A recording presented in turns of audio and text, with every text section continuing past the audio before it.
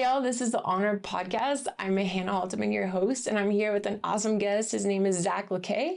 And before we introduce him, I'm going to start us off with a prayer, and then you'll get to hear a lot about his story. So, Father, thank you so much for this day and just this chance to, God, just come before you and listen. I think more than anything else, this is just a really cool opportunity to hear your voice and the way that you work, even beyond just what we typically understand to be as a Christian life or church, but just in our everyday, God. And I just thank you for this opportunity to hear and see how you've worked in Zach's life and for him to share his story. And God, I just pray that everyone who's listening, that you would just touch their heart in some way, that they would glean something just really beautiful from you. And I just pray that all of this would be honoring and glorifying. And it's in Jesus' name we pray. Amen. Amen. Okay. So, Zach, go ahead and introduce yourself. Let us know a little about who you are. Yeah. My name's Zac Lokay. I work with Hanna actually at Black Lab, and I run my own business working in sports performance. I work with field and court-based sport athletes to improve explosiveness, jump height, sprint speed, that sort of stuff. And then I also work with kind of just like general population working to meet whatever their goals may be, whether that's just like stay strong for life and longevity, lose weight, gain muscle mass, that sort of stuff. Make people dizzy and fall over, sit on the side of the treadmill. Sometimes, yeah. We'll get into that. That's not the usual end result or goal of the end result, but yes, there are times for some of the athletes that you're pushing some of that lactate threshold. You always make me feel a lot better because when I have more often than not, I get criers, and I love it. But I feel like, I don't know if it's just like my presence or like because of the fact that I'm a woman or a female, a little bit more nurturing. Sure. If they're carrying anything and they walk in, it's just instantly like tears. And then I look over and see you, and I'm like, they're dying and like passed out on the turf, and I'm like, okay, it's okay, we're good. Yeah. So thank you. Yeah. Thanks for opening up with that. Really throwing me under the bus. You're there. welcome. Got you. Have you always been interested in training? Speaking of profession. Yeah, I think so. It's really interesting. I think a lot of my early mentors in life were coaches. Okay. So what's interesting about that is I've always kind of thought about coaching as a career. I thought I was going to be more along like the soccer side. Yeah. So that was obviously my sport background. I played soccer both collegiately and then semi-professionally for a little bit. But my parents, when I was young, kind of throughout the years, we always had people live with us. Oh, cool. Which was really interesting. And they were coaches. Neat. And so it definitely became like a super important part of my life. I've learned a lot from them, both just life philosophy, but also from a career perspective. And yeah, I think that kind of early introduction to always having them around made me really want to pursue like a similar path. Yeah. And then because of sport, like I was always super interested in exercise as well. So that's what I ended up getting my degree in. Okay. University of Puget Sound. Nice. I have so many questions right off the bat. I totally went in a different, usually I ask you about your sport and how it goes, but I'm like, you have coaches living at your house, like professional coaches or college coaches, or like, what did that look like? And it's kind of a cool experience. Mm-hmm. Yeah. I mean, it was super, again, like it's so funny. Like you look back on your childhood and you're like, yeah, this is just normal. And for us it was. And I think my parents just wanted to be able to help like kind of provide for those people. And so the first coach that was with us was a club coach that kind of ended up like helping mentor my dad as well. So my dad did some coaching from a soccer perspective. And then the second coach that I remember off the bat came from Trinidad, actually. Oh, wow. So the club that I was playing for at the time had hired him to work with the club. And it started out as a like, hey, we just need a place to kind of like house him for like the 2 to 4 weeks that he's going to be here, kind of like helping the club figure out how it can grow, what it can do better, that sort of stuff. And then that role ended up being a little bit longer. And so he would come stay with us for times, and then he got an apartment, he would move out. And then if he would come back to visit, he would come back to visit. And so he's actually the reason I continued to play my sport after my sophomore year, because I took a break. I actually stopped for a season. So that actually was going to be another question, was, did you play soccer because of the soccer coaches that were staying with you, or was that later on in life? Like, what made you choose soccer? I don't know why soccer. I think And did you play other sports growing up, or was it I dabbled. always? I think so. I dabbled. Oh, okay. Yeah, I know. I growing up, I really wanted to play football, and I Oh, think my parents had kind of the the other football. foreknowledge. Yes, the other, yep, the American one. They had the foreknowledge to be like, no, like we're not like my dad always used to kind of joke and be like, I'm not pushing around in a wheelchair when you're like 30 years old. And That's like fair. looking at it now, That's fair. I'm like, yeah, that's true. I think you watch like Netflix documentaries like the QB documentary, and like to me that looks very fun. I was always Yeah. like, very cerebral as a player. I could see you in that role. Yeah. So I'm like, oh, I wish, part of me is like, oh, I wish I would have tried it. But I did have like maybe like 2 year stint where I played like middle school basketball. Wow. Yeah, terrible. I was terrible. Wow. Yeah, Okay. horrible at it. But I had two older siblings who also played soccer growing up, and so I think it just kind of became the thing of like that's what we did. Yeah. Yeah. Soccer players always made the most aggressive defenders Yeah, on the basketball court. Yep. Yeah, I was Yep. very good defensively. Yeah. I one of my best friends in high school was a defensive back, Okay. and she played 1 year of basketball, and I think she probably had more fouls in that year than any of us did in like our total 4 years. Like it was Yeah. Nice. awesome. It was a great habit, but it was a lot of fun. Yeah, that's It's a good. I feel like it's a good crossover sport for like cross training. It seems like to me. Yeah, I think there are definitely like enough similarities. Like on a soccer pitch, you want to play in triangles. Yeah. I think on a basketball court, offensively, like you're still looking to make some of those triangles as well. Yeah. So definitely a lot of similarities. The hard Use your thing for foot, me- not your hands. I was gonna say the hardest part for me was like the hands, like the hand-eye coordination. It's just Yeah. kind of- So it is really interesting. I've had this conversation before, but when you play your sport first, so like becomes so second nature that it's really interesting to see other athletes play sports that are not familiar to them, especially when you're going from a hand-eye to a foot, like the foot coordination yeah. is so different, but you don't realize how much time you've put into practicing your craft until you try something else that's just relatively new and you're like, oh, I'm athletic, but no, this skill is totally different. Yeah, 100%. And I feel like that's only gotten worse as I've aged. Like I'll go be like, oh, I'll just go play basketball a little bit, and now I'm like, oh my Lord, like, this feels so bad in my hands. I'm like, okay, basketball was my sport, and when I pick it back up again, it comes back quickly, but I definitely laugh at myself because I remember we would have like alumni games. I don't know if y'all did that, but the alumni would come back and my teammates and I would be watching, laughing because I'm like, did they even play college basketball? And now I'm that person on the court and I'm like throwing up bricks going, what is happening? Yeah, it's tough. Do you still play soccer? I don't. Okay. Yeah, I miss it. And I'm like, it's not worth the injury risk. Yeah, no, I definitely get that one. Yeah. So, okay, when did you start playing soccer? To be honest, I don't really know. If I look back on my childhood, it's just always been there. Okay. So I would assume I was probably like 4 or 5. Did your parents were your parents soccer players? No, my parents. It's so funny. Like I look at my career path and I'm like, how did this happen? My parents were very musically inclined. Okay. They would like take us on hikes and stuff, but like team sport, I don't think was really their thing. So my dad's a drummer. He's very good. And then my mom sang in choir. Okay. For the duration of high school. When you said that, when you started on they would take us on hikes and stuff, all of a sudden my brain went to like Sound of Music and not like quite, singing. Yeah. Okay. No, not okay. Quite. Yeah. That would be quite a sight though. That would be cool. That'd be amazing. Yeah. Catch me on Yep. On Sanitas every Sunday. That would actually be epic. That'd kind of be man. Yeah, kind of wishing that we could start that. That sounds really fun. Yeah, we can maybe get it going.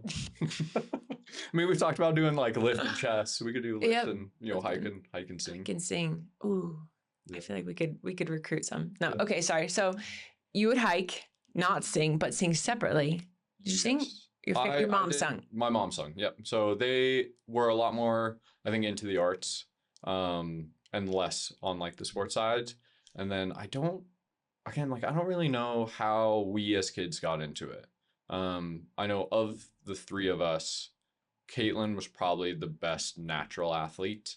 Okay. Oldest? She's the middle. Middle. Okay. And I used to hate that when I was young. Now I'm like, oh yeah, 100%. Especially like being a coach, I look back and I'm like, oh my God, 100%. Yeah. Just the way she moved, it was just like smooth, like silk. Versus I feel that way about my sister. I get it. Yeah. I was probably a little bit more bull in a china shop. So, but yeah, we always just kind of had soccer around. And so, yeah, I don't really know when exactly I started, but. So with your parents being musically inclined, how did they end up housing like coaches? Like what would that, was that like, how did that? Yeah, I think at some point, I don't know how it was with you in basketball, so I'd be curious to see. But at some point with the soccer club, like there comes a time where like coaches are always in need, I think, because there are so many kids in Boulder and that sort of stuff. And so I think at some point my dad was like, you know what, like I will coach a soccer team. And so he kind of got an introduction into coaching. And he actually did coach me for a year. How'd that go? Not good.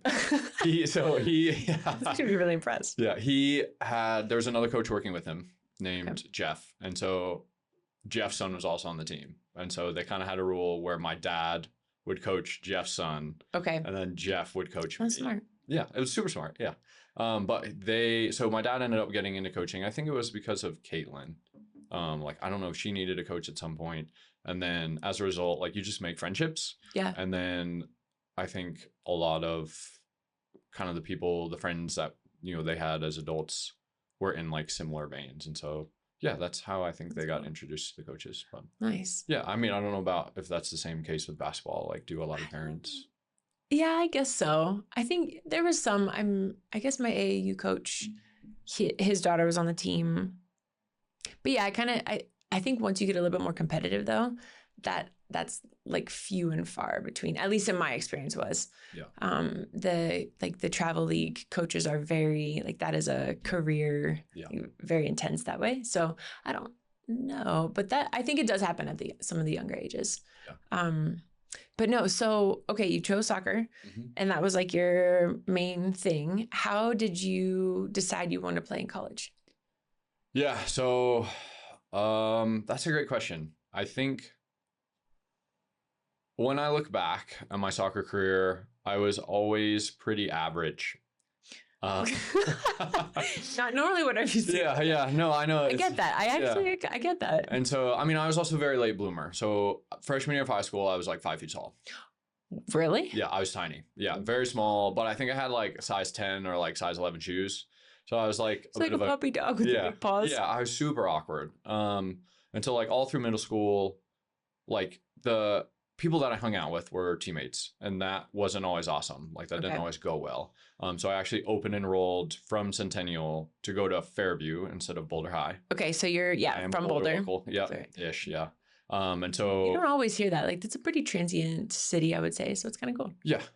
I'm also the worst Boulder local that you'll ever meet. Like I didn't ski until I moved back. Wow. After my career was over. Yeah. Wow. I mean, I think my parents got us like 2 lessons, and I just never took it up. Interesting. That's fair. I don't ski either, but yeah, got to pick the noggin. Get into it. It's fun. I want to do the Nordic. I think that looks really cool. Yeah, maybe not. That's a lot of work, but yeah, you do you. Exactly. Good for you. It is nice being up there, to be fair. Yeah. And just being out in the quiet. But yeah, so like I didn't do any of that stuff. It was like all soccer. But when I opened and enrolled at Fairview, my sophomore year, I was put on JV again. So I was on JV freshman and sophomore year. After that season, I feel I had performed pretty well. And I was frustrated at where I was at. Okay. I felt I had been on varsity. There are some people on varsity. You do the classic kid thing, right? You're like, how is he there and I'm not? Oh yeah. And so after that high school season, I stopped and I was ready to be done.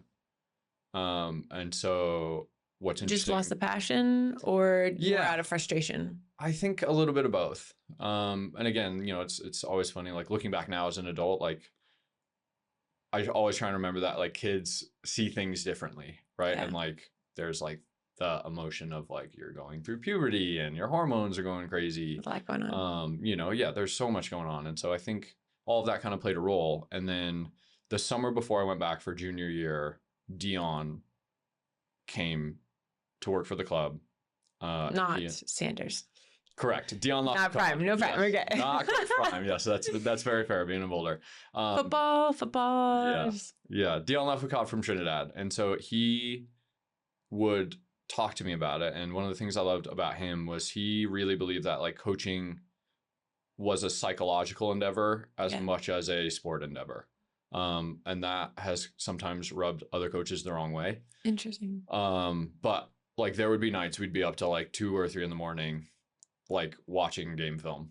Oh, wow. Sometimes to the point where I'm like, Yeah. oh man, I want to go to bed. I'm tired. Tapping out. Yeah, Tapping I'm out. like, but what was so brilliant about that is one, I think I really started to buy into him. Yeah. And like, I knew that he just wanted the best for me. So there wasn't any sort of like pressure to perform other than like, I wanted to make him proud and happy. Yeah. But the flip side of that was I also needed a little bit of like a kick in the rear end to say like, you're probably not as good as you think you are.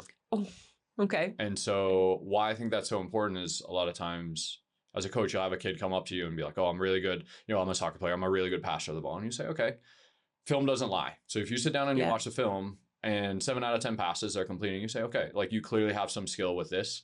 But if you sit down and you say, okay, 3 out of 10 passes actually arrived at a target that you wanted, the other 7 went to the opposite team. You can start to look at the player and you try and do it in such a way that's not upsetting to them. Right. We say, okay, you told me before we watched this, you were a really good passer of the ball. Is that really the case? And a lot of times, and I was one of those players to go, no, that's not the case. Yeah. And so what was so amazing about that is when he did that, he then just said, okay, so the next time you play, here are 2 things that I want you to think about. Yeah. That's all you think about as you play, right? Obviously you still have to make the decisions in the game and that sort of stuff. Yeah. But those are your 2 personal things so that you can go improve. There's so many good life lessons in there. Yeah. But the fact that he holds you to a standard of truth that you obviously can't, like, this is what it is. Yeah. And then gives you, like, you see it, you know, that's what where you align with, and then gives you few little bite-sized steps to be able to take incremental steps in getting better to align with what you want to be. Yeah. Like, I don't know, obviously I'm jumping the gun, but I'm all of a sudden going like, well, that's such a biblical example of like, even just stepping in line with truth and aligning your heart with God's will for you. And like, it's not a overnight thing where everything changes, but having 1 or 2 things to kind of focus on, and you naturally start gravitating towards being a better passer in that case. Passer.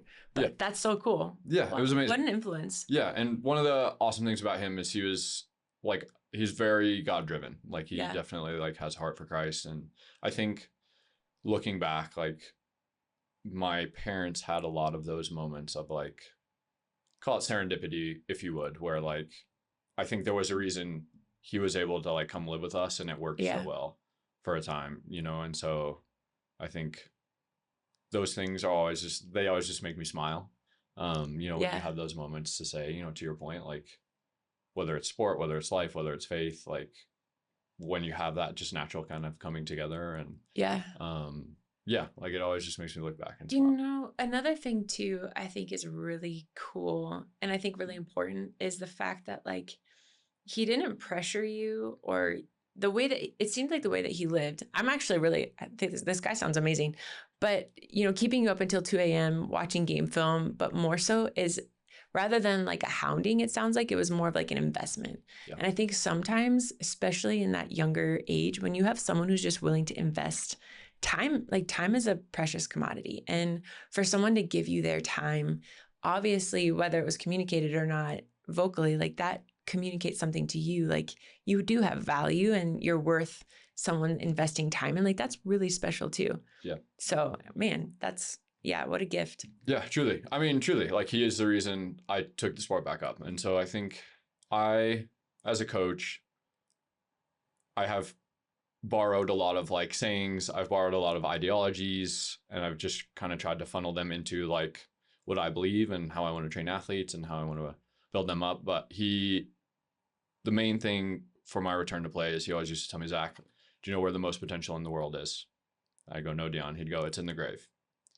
Of people who just never took the chance or didn't pursue that thing that they wanted to do. And he never said it in such a way as like to put pressure on me to like make me return to sport. But it definitely made me be like, you know what? Like, I don't know if I'm done. Yeah. And so by the time I went back for my junior year, I kind of had like a rocky start where like there were some games I was 6 months off. I wasn't playing well. And then I went from that into like there's like a 3-game span where it's like I played 5 minutes and then I played 20 minutes and then the Boulder High game came around, which in Boulder, that's like the rivalry. Right? That's a big one. Yeah, that's a huge one. And I started that game. I played really well and I just never looked back. And, there was some movement. I started as an outside back and then I went center back. There were things like that. But having Dion in my life to kind of support me and just like, kind of to your point, like he just cared about the individual. He didn't care about the soccer player. He's the reason I got back into it. Yeah. And then having success my junior year was really interesting to me because I think that's probably the point where I started to be like, I could do this in college. Okay. Not at like a super high Division I level. Like, again, I was never that gifted with the ball at my feet. Yeah. But I started to learn and think about the game in a different way. So I started to become much, much smarter about how I would position, how I could play to my strengths. And then I also became very difficult to get past. So defensively, I was very good. Yeah. And so I think that was probably the turning point for me where like even some of those kids that I didn't get on with in middle school, all of a sudden they're like, what happened to you? Yeah. It helps that I grew like 6 inches. That physical side definitely helped too. But yeah, like people all of a sudden were like, what is going on with you? Wow. And I attribute a lot of it to him. Yeah. So I'm just kind of curious. The first 2 years, it seems like you had expectation on yourself of like, I should be X, Y, and Z.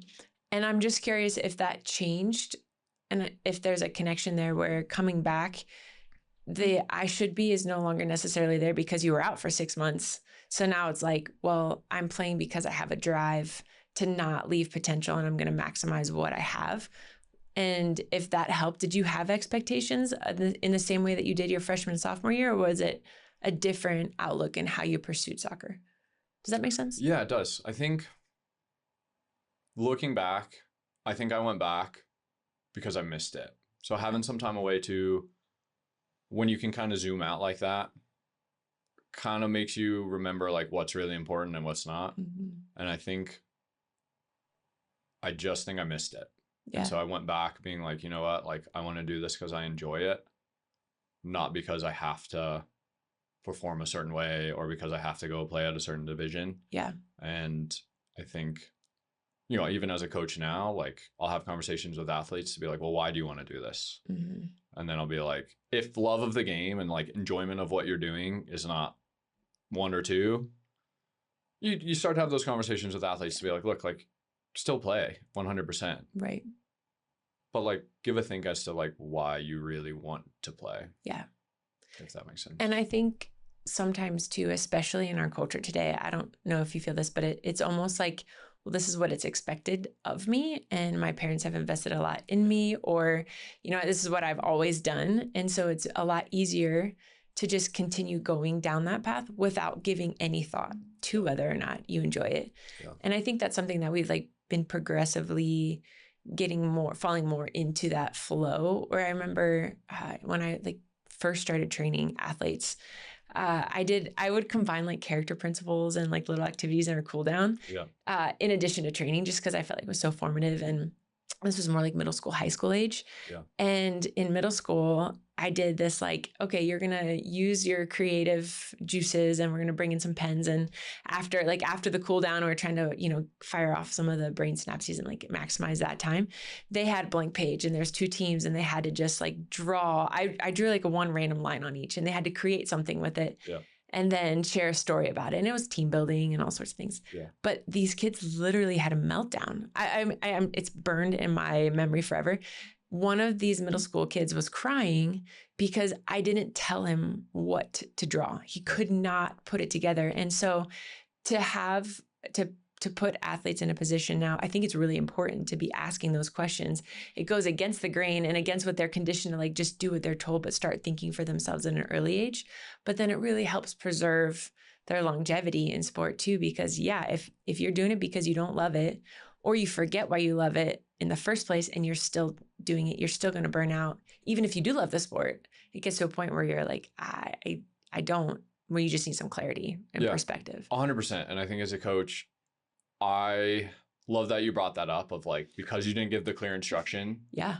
I see it more and more with kids now. And so what I think is very difficult for me as like one of my strengths because of how I was taught the game was being able to see something that's maybe not working tactically within the team. And then on the field, I would change it. Yeah. Yeah. But now, and I have very similar conversations with kids to be like, well, they're like, well, I can't train on my own. Like I don't have a program. Yep. You're like, what? Yeah. Yeah. And it's so fascinating to me. And again, part of it's going to make me sound old. Part of it's probably just generational, right? Like we didn't have as much social media. I really enjoy the fact that like the last couple ones have been young, and I've been dating myself a couple times. So no, you're great. Yeah, but it's so fascinating to me, like having to deal with that and like having to teach, the sport aside, like you're almost trying to teach kids if you're on a soccer pitch or a basketball court, like critical thinking skills. Yes. Like life skills to say you're not just doing this because you did this one time at practice. Mm-hmm. Like we as coaches are going to try and prepare you for things we think you will see in the game. Yeah. But if a team comes out and you're playing soccer, you have 11 players per team. If they come out and they play with 6 defenders and you're expecting 4, you don't just get to say, hey, you got to pull 2 of them, right? Like, no, you got. So what do? Yeah, you have to adapt. And I do think so much of coaching is trying to teach those kids those life skills because like it applies to more than just the sport, right? Yeah. Like sometimes things don't go your way in life, or all of a sudden you blow a tire and you're on the side of the road and you're in college and mom and dad are 1,000 miles away. Yeah. What do? Like you got to figure it out. You know what I mean? And so, no, it's so true. Yeah. But I think that's so important with coaching now. And again, I'm very blessed and happy that I was educated the way I was. Yeah. To have to do a lot of that, and the challenge is just now how do you teach it? Continue on. And it's interesting too. I think some of the best you could have. I think how do I say this? Game smarts, like just natural like strategy, instinct, and you can kind of hone that and work on that. I think it does take just studying the game and studying, some being willing to adapt or get comfortable being uncomfortable. But I think those players are far more successful or impactful on a team sometimes than even just straight up talent who doesn't quite know how to work hard or doesn't have the same skill or like the knowledge of the skill of the game. Or it's interesting where you could have someone who has all the talent in the world and put them in a game and something changes and they're caught off guard or it's, unexpected, which also I think I don't know about how you feel about this, but there's like, patterns and having like conditions in terms of everything being the same and like pregame rituals and things like that, which I think there's some value to, but I also know sometimes too, if something goes wrong or is like, you have a different pregame meal or something, you have to be able to adjust because if that's your patterned attempt at like, okay, I'm ready for my game, then that can also be very jarring and can create some issues. So it's really interesting how that fine line or that tension between having a routine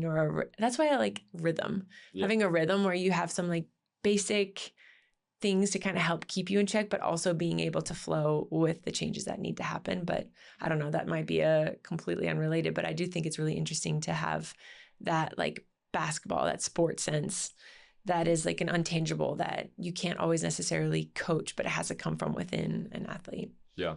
Yeah. And I think it's so funny because like as soon as you said like that rhythm or like those like habits, especially I think when you think of like the Alex Morgans or like when you start to look at like a lot of the female players, they'll be like, oh, it's always my left shin guard before my right. Yep. And then like I had this game where I like tied my left shoe first and then I played really well. So now I was tying my left shoe first. Like those little things definitely start to creep in for sure. Yeah. And I think you're spot on. Like so much of life and sport is about when it doesn't go the way it's supposed to. And like you hear pundits talk about it all the time. Like the best teams figure out how to get the job done. Yes. The best athletes figure out how to get the job done when it's not going to plan and when it's hard and they are able to pivot. And like, there's, to your point, there's just something within them, whether that's they just hate losing. Yeah. Whether that's I'm striving to be like the best version of myself that I can be. And I feel that I can give this thing. Like there's something that they're able to pull from. And I think as coaches, part of my philosophy is like to get them to live to that potential. Yeah. Right? Like you're always trying to get them to strive to do that. Yeah. I think too, I found there's such a difference between motivated and driven, which I think is interesting for athletes. Like, I think it's important for coaches to recognize what kind of athlete they have or what their team is consisted of. But as an athlete, I think it's important to know whether you're motivated or driven. Like, is it going to come from an internal source, or are you going to need to set those external factors in place to kind of help motivate you to do something where, and then I think what's interesting is when faith comes into play, or when you have a relationship with, for me, like a relationship with God, I feel like there's a sense of he's given me these gifts and abilities, or he gave me these gifts and abilities to play and compete and to move. And so there's almost this sense of like, I want to use those as worship. And so there's that drive internally where you don't have to say you're going to get a trophy and, $10,000 in NIL money. It's no, like this is what I was made for. And, there was a runner, Chariots of Fire. Who's like, when I run, I feel God's pleasure. Like, there's that internal drive too, that I think is kind of a game changer when it comes to sports and teams. That if you have a team who knows why they're playing and there's a higher purpose in that, you're not gonna tell them no. You're like, no, this is how it is, and I'm gonna keep going until we achieve that end goal. Yeah, I think you're spot on. And I remember there was one game weekend when I was a kid. Again, like as an athlete, you always have your ebbs and your flows. I think it was around World Cup time. So like being able to see the best players in the planet just like play at that level. But I remember there was one game weekend where like my dad gave me a scripture that was like, the long and the short was basically like, whatever you do, like do to the best of your ability. Not for yourself, but like in order to bring glory to God. And like, I remember after that game, like parents would come up to my parents and be like, oh, like Zach looks great today. Like you just look different. Wow, really? Yeah. And so like, and again, like I always just laugh and like smile because like those little moments are like the things that stay with you. Yeah. And yeah, like it truly does like pull something out of you. So when did your faith, like, when did you kind of start your journey with God, and what did that look like? Yeah. I grew up in the church. So my dad was a worship leader when I was a kid for basically as long as I can remember. I think we bounced around from like maybe one or two churches because we moved to Colorado when I was like 4 or 5. Oh, where did you grow up? I was born in Massachusetts. Okay. Because of my mom's work, we moved to Cambridge in the UK for 2 years. Wait, really? Yeah, I know. I was super young. I didn't get the accent. What? Pretty Dang. disappointed about it. Yeah. I'm like, if they could go back. Thanks a lot, Mom and Dad. No, just kidding. And then I think we were in either North or South Carolina for like a year or two. And then we moved to Colorado. Okay. And that kind of ended up being, so like I was like 4 or 5 by the time I got here. So I'm not like technically like a true native to Boulder. But like Boulder's been home for all my life. So faith has always been a part of my life. There were definitely times like towards the end of my high school, like senior year, I struggled with like, do I believe this because I believe this? Yeah. Or because this is what I've been told? Yeah. And so looking back, like that was not a fun time of my life. Especially with like, you're going through a big change, you're about to go off to college, like you don't know what your future holds. But having now come out the other side of it, I'm very thankful for it. Mm-hmm. But like I would help out at the church, like I would run the soundboard. So my dad was on the drums. We used to go to a church called New Day Covenant. And like I think most Sundays, like by the time I was old enough to drive in high school. So cool. Yeah. And again, like at the time I was like, oh man, I got to wake up so early, like you're like, oh, why I can't. Yeah. Music, you guys had to be there soup. Yeah. Yeah. Cause they have to warm up and rehearse and that sort of stuff. So, but it was like a small church. It was definitely like more like a homey feel, I think, is how I would describe it. Like it was me and like a lot of older people. But like to me that was home. Yeah. Like that was always home. And so having that, like whenever things in life felt rocky or whenever I was confused, like that's where I would go. And sometimes I would just go sit in the parking lot. Sometimes I would just go like ride my bike and like sit down by the creek. Mm-hmm.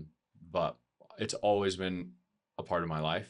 I think if we look back, like there are times maybe I well, I shouldn't say maybe, I definitely haven't acted as I should have. Yeah. Especially around like college time. And so on the backside of that, like looking back, I always try and view things as like learning opportunities. Yeah. But there are definitely some things in there that I'm like, I You shouldn't didn't have done need that. to. Yeah, you know what I Get mean? that. Or like, man, I wish I hadn't done that. What would you say was the big turning point for you in terms of when you decided this is what you believed for yourself? Because I definitely went through that time, and I think it's really important.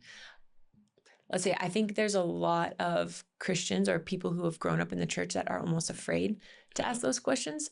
And I would encourage people to do that, just because then if you're doing something because you're told to do something, there's not necessarily a sense of ownership in that. Okay. But when you have the opportunity to say, no, let me kind of like take a closer look and I'm going to decide for myself, I think that's when you start seeing those heart changes and like the life change as a result. And it's no longer just something you do or something you've like, yeah, I'm a title, I guess, Yeah. but it's who you're following because you've made that decision. So I'm just curious what that looked like for you.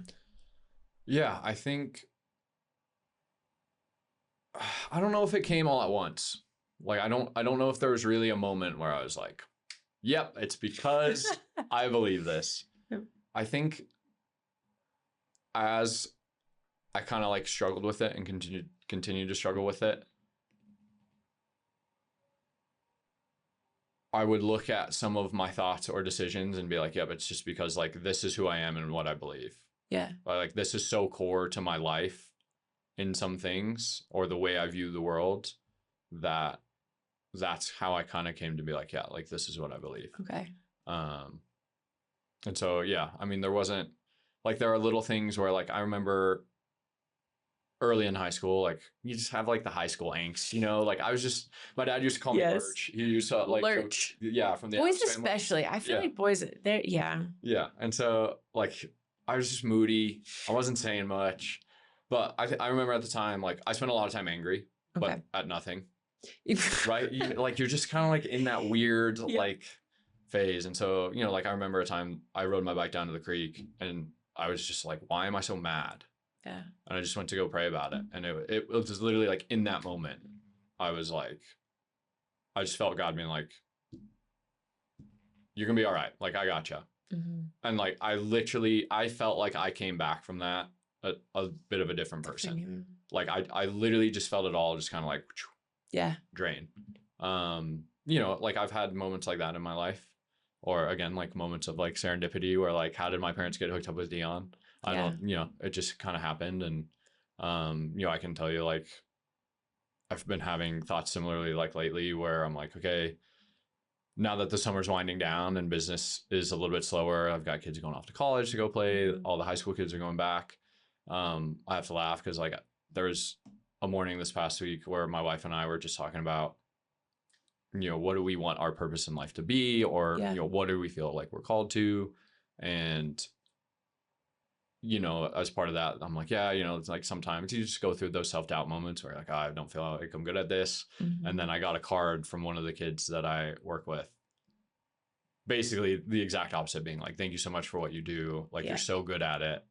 You like really brought like joy to the experience for me. And like, like we kind of both laughed when I brought it home and like read it. Because I showed it to her and she was like, yeah, that's, she's like, yeah, thanks God. And I was like, yeah, we both just kind of laughed. Yeah, it's funny you say that because I feel like right when I get to the point where I'm ready to just kind of throw in the towel of the direction I'm going. Because sometimes, God isn't constantly speaking. It's like not constant reassurance, if you will. Yeah. But it's kind of like he speaks, we move. And then when it's time to readjust, I think he speaks again. Yeah. But it's not like I don't know. It's not as much as I wish. Like I wish it could be like an everyday, like you have these aha moments all the time, but we're not always living on the mountaintop. Right. But it finds like, for me, I find, and I also within like, I think it was yesterday or 2 days ago, same situation where I'm like, what am I doing? Like, I don't know if am I walking in the right path? Like, did I make a bad decision? Same thing. I woke up to a text from one of the first kids that I've ever had the chance to like disciple or even like start help in that direction. And she's she's like, I'm in ministry now. I just I'm finishing seminary, and, I just have, what a great opportunity that, we connected, and it just was an interesting, I was like, wow, she's like, this is crazy. And I was so close to being like, I'm not having, like, am I really making a difference? And then you get that and you're just kind of like, but I think, like, to your point, like, God keeps us in that step. And the second we start to kind of like step off, if we're sensitive to him and we're really truly like surrendering our lives to him, I think he's not shy. And when he wants us to keep going, he's going to keep going. And to your athlete's point, like, you are a great coach. Yeah, absolutely. Like that does not surprise me at all. So that's really cool. So then, okay, college sports, how did that integrate like your faith and your sport? And did that impact how you played soccer or what that looked like for your career? Or was that more of an after the fact thing that you've started growing? Yeah, I think I've always been called to be a leader in some way. And sometimes I don't know what that looks like. Yeah. But in college, I was basically like a 3-year captain. I was an RA. I was president of my fraternity, which I know sounds ridiculous, but there's some cool things You're about a the frat fraternity. guy. Yeah, What? I know. There's some cool things about that experience that I was like, oh, this is like really amazing. No shade on frat guys. Yeah. Just thought it was yeah. I mean, obviously you have like some of the connotations with how it's portrayed in media, and that a lot of that is definitely true. But I always kind of found myself in those positions. I felt I've always kind of been like called to lead. Yeah. Again, sometimes I don't do a good job of it. Sometimes I'm like one of the best compliments I ever received was from a brother who was like, you know what? I really didn't always like you, but like, man, I respected you. Yeah, that's huge. Like, that's one of the best compliments I've ever received as an individual. But in terms of sport, yeah, I don't know. Like, I just think I had something in me that was like, I don't want this to be my last 4 years. I didn't know what it was going to look like after, like I went to a small Division III school. Yeah. It's not, Division III is not super well known for like producing phenomenal athletes, or like, like your phenomenal professional athletes, I guess I should say. But I was blessed to like have that opportunity. And after that, like, I just met the right guy at the right time who had just come back from Sweden, who's like now I'm very good friends with him and his wife and his 2 little kids. But I was like talking to him about it after I graduated and was like, I think I want to keep playing. He was like, oh yeah, you'd be totally fine. So an opportunity came up, and I think, faith for me in my life, when we talk about how life moves, like, it's always kind of happened in those moments where like that happened. I got injured. It didn't work out super well. But I'm still thankful for the opportunity. I think I was only over there for probably like 3 or 4 months, playing in like their 5th division. But came home. The nice thing about the time of coming home was like 6 months later, COVID happened. Like, I've always kind of had those moments of when I think back before, after that professional opportunity came up again, like kind of spinning the wheels, being like, I don't necessarily know what I want to do. I started working at a gym in Boulder, which was more of like a boutique gym. So it was smaller. At the time it was called Bella Strength. It's now Uplift, which is a phenomenal gym. Can't speak highly enough about it. It's an awesome place, an awesome community, but definitely smaller. But I was kind of, after like a year or two of that, I was like, I want to start getting back to working with athletes. Like, I want people who are a little bit more driven, or who have more, I would say, like tangible or solid goals than just like maybe longevity or, hey, I want to lose 5 pounds. Like, and those are definitely fine goals too. Yeah. But then similar opportunity came up for the soccer club in Boulder to be their head of sports performance. They had a facility, which is like very, very rare, especially on like a youth sport side. So that opportunity came up, and I just took that. And so I think for me, faith has shown up in my life in those ways. And then it just comes down to like, am I brave enough to take it? Yeah. If that makes sense. No, that makes total sense. I think you're explaining something that I don't, have you ever read the book Experiencing God by Henry Blackaby? Mm-mm. Brilliant. Like, was life-changing for me. And he talks about how like God will speak and give us kind of like an opportunity, but it comes down to whether, like, if you're asking, he'll make it very clear. It's not like he's hiding it. It's not like he's like, hopefully you'll find me. When he speaks, he speaks. It's up to us whether we want to obey or not. And it can be so hard because it does. It takes courage sometimes, because more often than not, I think when God gives us an opportunity, it's usually something we don't expect, or it's not what we thought we wanted, or it's bigger than what we think we can step into. Like, very rarely is it like, oh yeah, I own this, I got this, I can do this, because then we're obviously doing it in our own strength and in our own efforts, rather than when he invites us into something. I think a lot of times it's it's always for his glory. So it's bigger than what we think we can handle. And then taking that step courageously, I feel like, I don't know about you, but I often, and this is what Henry says, is you have that crisis of belief, almost like you take that step, you make that decision, and then it might go terribly wrong. Sometimes you're like, what did I just do? But it's in that process that we start seeking him more definitively, or we have to lean in and really clarify what it is that he said, or things that we need to change in order to be obedient or to be courageous. And then I think as we keep stepping with him in that way, we also grow and we change. And that's kind of that sanctification process, in addition to like just walking the path that he has for us. But it is very much, I think, a lot of those opportunities where it's like all of a sudden here, and you have to make the decision. Yeah. So I think that's really neat that you've seen that. Okay. So kind of like circling all of it together. And I think when you think about like your sport and your experience in soccer and in coaching, and then your experience in life and faith and how those all intersect, what would you say has been one of the biggest lessons or things that you've learned that you've valued sport as a way to understand God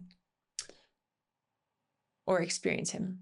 Does that make sense? Yeah, it does. I think I would answer it this way. One of the things that always comes to mind for me is how often Jesus would preach a sermon. He would leave to go somewhere quiet. They would follow him. And then instead of sending them away, he would tell his disciples, no, let them come. And then he'd teach again. And so I think sometimes, a lot of times lately, I try and make myself available. Yeah. And I think for me, faith has shown up, and I want to take care of those that I work with. If that makes sense. And that pattern of like, sometimes you can tell Jesus is like, I want to go rest. Yeah. And he's like, all right, like now's not the time. Really has just been like on the fore for me lately. And so, I try and like make myself available to athletes. Sometimes we'll talk about faith. A lot of my athletes don't bring it up. And so we don't do it, or talk about it, but I always try and take care of the individual. Yeah. Regardless of the sport or their beliefs or, whatever that may be. And I think for me, that's how I've kind of come to intersect all of it. Yeah. And again, I'm very blessed to I get to work with volleyball athletes now. I'm not just working with soccer players in the gym anymore. But, I think summing up all that knowledge and, I have also watched the Russian perspective on the Miracle on Ice. I don't know if you've ever seen this documentary, not to take kind of weird aside here. Didn't see this one coming, but great movie, great story. Great story. So there is a documentary that is the Russian perspective of it. Okay. And so they interview a lot of the Russian players. And one of the things that really stuck with me from that documentary is the players, or someone in that documentary talked about, there are two types of coaches. You have romantics and you have cynics.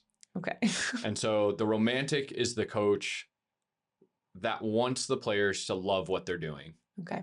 Yeah. Right. Like play for the joy of the game. Like they're the coach. And again, like I think back, like my strength coach, guy named Jeff Hubler, love the guy. He's an awesome coach, phenomenal guy. But like there are definitely some stuff he'd be like, I want you to do this. And you look at him and you're like, you're crazy. Like what does this have to do with sport? Yeah, You're like, yeah. what are you talking about? But now I look back and it's like, it's just about the love of movement, right? Like that for him, you could tell he's like, no, like love being able to move. Yeah. Which I think is what like makes gymnasts so phenomenal as athletes, because they're so accustomed to just moving in space. But so you have the coach who's the romantic, and the documentary kind of takes you through like when the Russians started their dominance as a hockey team, the coach was a romantic. I mean, he had them doing crazy stuff, like just picking up rocks and like throwing them, and like, you know, like the most like classic like post World War II stuff you could imagine. Just I like kind of love that. It was awesome. Very much my jam. Yeah, it was awesome. And then what happened was he either retired or he got sick. I think something forced him to step away from the team. And so the coach who came in was the cynic. He was we're going to be at the hotel at this time. You're going to be lights out at this time. Like we are going to be structured and disciplined. Yeah. I think for me, what I really took away from that documentary, and again, I think ties into like faith and like taking care of the individual, is like I wanted to be the romantic as a coach, right? Like I wanted people who enjoyed what they're doing. Yes, there are times like when you're working on fitness and you're just like, I think I'm gonna die. This doesn't feel good. Like you have to kind of be able to push through that as an athlete. But at the same time, like I want people who feel like they're treated well. Yeah. Who feel like they're taken care of. Who enjoy the process. Yeah. And enjoy the work that they're able to do. Whether that's to go play at a Division I, to go play professionally, to go race triathlon, whatever it may be. And so I think all of those have kind of culminated in like, you have to take care of the person. Yeah. And it always makes me cringe and I've had these moments, like to be fair, like when you see a coach just like lay into a kid and you're like, man, like that could have gone way better. Yeah. And again, like I've had those moments, like I've had to go back to the kid and be like, I did not approach that correctly. I'm sorry. But I also need you to understand the message, like, of what I'm trying to get out of you. I agree with you on that. I think it's really interesting. My basketball coach, so Coach Yao, she was definitely that kind of coach. And I think that's why I chose NC State in the first place, because I was like, I want to learn and grow from her. Yeah. And the type of women that she was successful. I mean, she was the Olympic coach, and the Olympic committee was like, just don't embarrass us. Yeah.